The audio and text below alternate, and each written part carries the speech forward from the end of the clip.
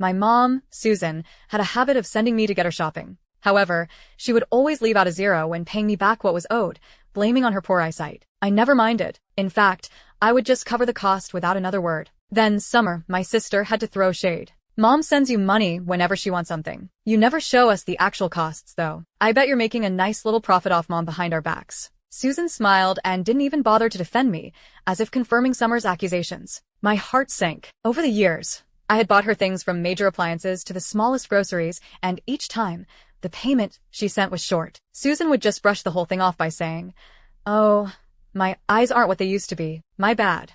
I had poured hundreds of thousands into her expenses, only to end up with a reputation as a thief who cheated her own family. When Susan sent me money for the New Year's Eve catering, I simply booked food that fit the budget she paid for. An awkward silence hung over the room. The people at the dinner table simply stared at the food spread with a mix of emotions. I urged, "Don't just sit there. Dig in." My mother, Susan Bridget, pulled a grimace, holding back an outburst only because others were present. Swallowing her rage, Susan asked, "Is this all of it? Push the waiting staff to hurry up and serve the rest." "This is everything," I replied indifferently before turning to the rest of the family. "Eat up before the food gets cold." Thud.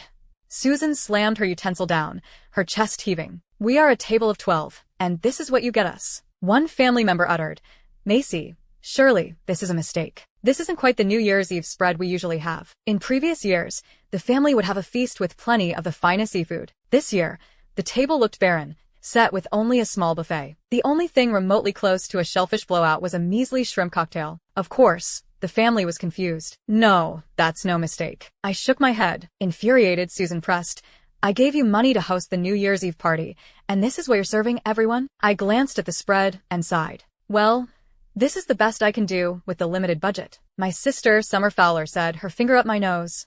"Who are you kidding? I know for a fact that Mom wired you $4,000 for the catering. I doubt there's even $500 worth of food here. Did you pocket the rest? I know that you're always finding excuses to buy things for Mom and overcharge her for the errands, but you've gone too far this time." Following the statement, the family gave me looks filled with judgment. Susan said, "Normally, I'd let this behavior slide. But it's not every day that we get to be together with family. Do you think this is appropriate?" My little cousin, Leon, started to throw a tantrum. "Dad, where's the crab? Didn't you say we'd be getting a seafood boil?" Aunt Tanya uttered accusingly, "Macy, this kind of behavior is beneath you. How can you do such a thing?" The rest of the family voiced their criticism. Susan jumped in. "That's enough of this fiasco. Go and fix this with the catering, and that'll be the end of the matter." Taking her cue, the other family members told me to keep the peace and restore the spread to its usual standard. However, I didn't budget. I replied curtly, "That's not happening." "What do you mean by that?" Susan raised her voice. I turned to her. "Have you forgotten